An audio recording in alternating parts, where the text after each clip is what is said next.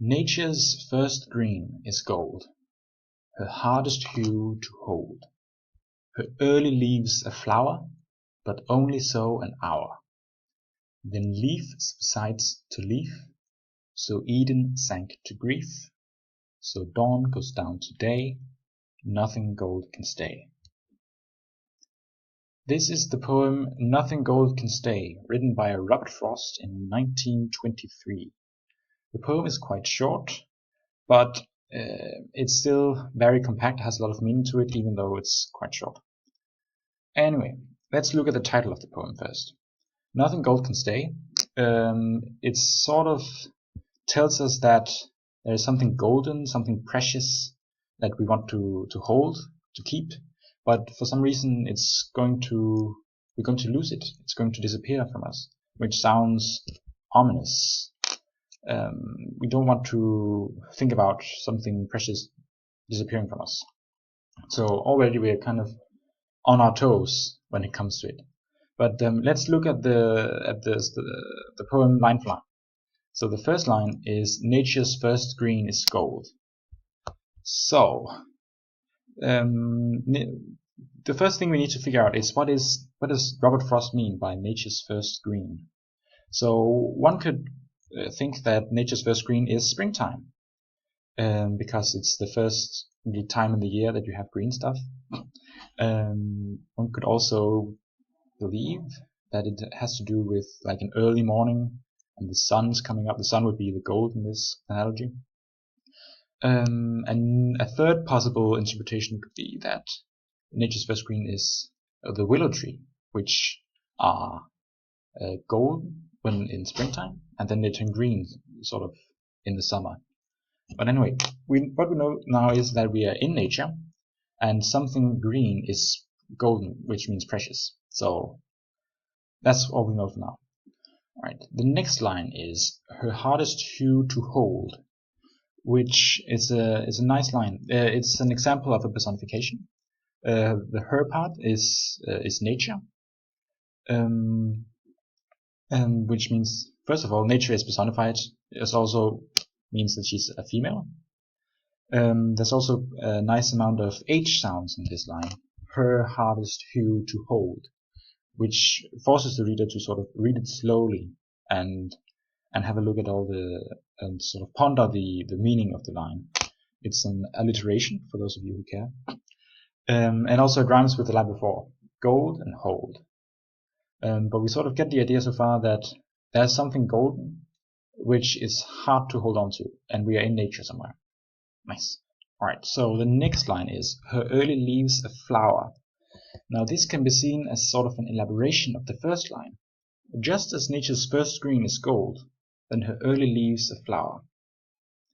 Now, most trees bloom with flowers in the spring, but when it comes to summer, most have withered away and have been replaced by leaves. And normally, flowers are seen as being more precious than leaves, but trees need to soak up nutrients with their leaves, so it's not as big a loss as it might seem like. So this is also a central topic throughout the poem. But the early leaves is at least figuratively a flower, meaning that the leaf is precious somehow. But we're going to find out more. So the next line is, but only so an hour. This sort of completes the alternating nature of the first four lines. This line can be seen as a parallel to line 2, which was her hardest hue to hold. Both describe the difficulty in maintaining the precious stuff. The hour in the line does not necessarily mean an hour as in 60 minutes, but rather could refer to a relatively short period of time. It could be a tree's lifespan, maybe, or maybe if we say that this is the theme of springtime, the first green is the spring, then this hour could be seen as the season of spring, or it could be a morning, the time period of a morning. Yes, that's really what this is. Next, the poem goes on to say, then leaf subsides to leaf. Now this leaf, the first leaf in the line, it was the leaf which was figuratively in flower in line 3, if you remember. This line says that leaf has become a true leaf. Right? So But the choice of word is interesting. This says become. This becomes, the word becomes, would be a neutral word for transformation. But Frost chose subsides, which means sort of a downgrade to become a leaf. This means that the leaf or flower, if you want, had to settle to become just another leaf. It sort of fell from grace somehow. It lost its preciousness, its value somehow. Nice. Then the next line goes on to say, so Eden sank to grief. The poem is short but very compact, and this tiny word "so" in the beginning means just as. So, just as Eden sank to grief. So Frost compares the original sin in Eden to a leaf changing from gold to green that he described in the first half of the poem. And I think, at least, that it's an interesting comparison. He's comparing humanity's fall from the Garden of Eden to a leaf changing color.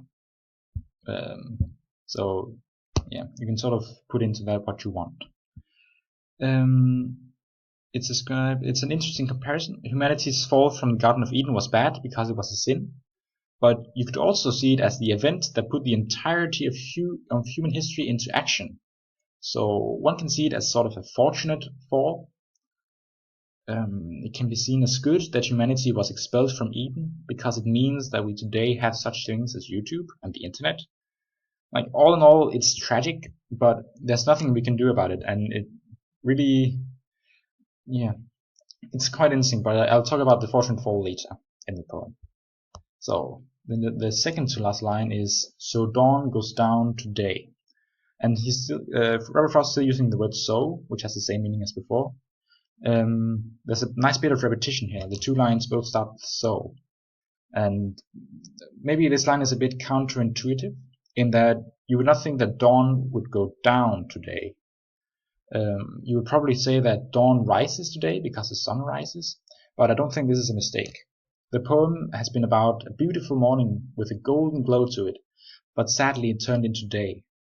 But that's really how nature goes. There's nothing you can do about it. And I think this is another example of this fortunate loss, that the beautiful dawn had to fade away to daylight so that we can actually do something on this nice day. Go out, have fun.